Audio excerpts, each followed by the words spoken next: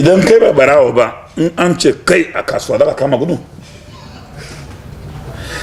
kaga shi zargi wanda ake yi wa gwamnatin nan cewa mai uwa a murfu ba za a yi mashi kwan ba.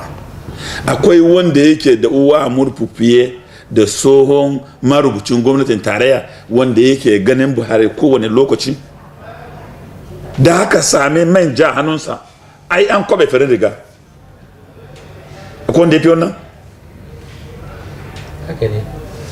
Akwai kuma wanda ya fi, akwai wanda yana sire yanzu haka wanda kuma yana da dangantaka da shugaban kasa ta kud da kud.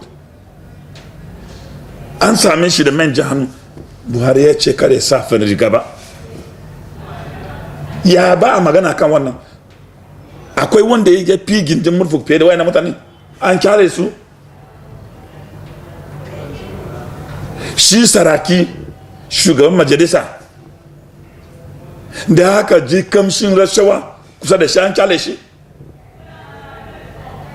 Manya-manyan alkalai masu sanye da fatauci a ido su yi shari'a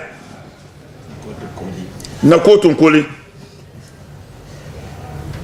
da haka samu rashawa ta kai ziyara gidajensu an kyale su.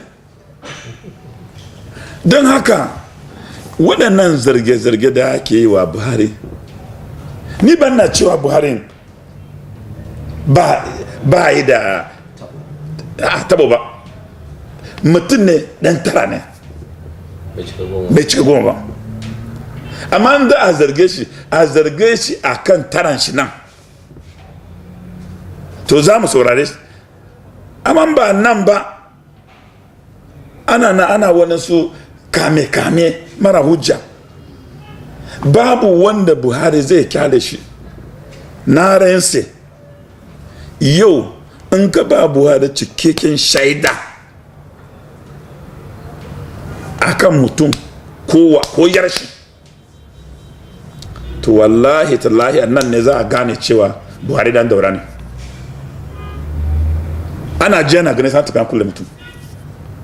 Buhari na tsoron wa ba a saba da Buhari ba kamar mutuwa ba ku sani ba. Idan dai kana so ka yi zaman lafiya da Buhari to a same ka da gaskiya. Wallahi tallahi in ba ka da gaskiya ko kai waye. Abin da ya sa kun jiya na zargin Buhari ko mu karan kanmu ma muna ba shi shawara cewa ku sojoji idan za ku kai samame to ai fakewa kuke yi.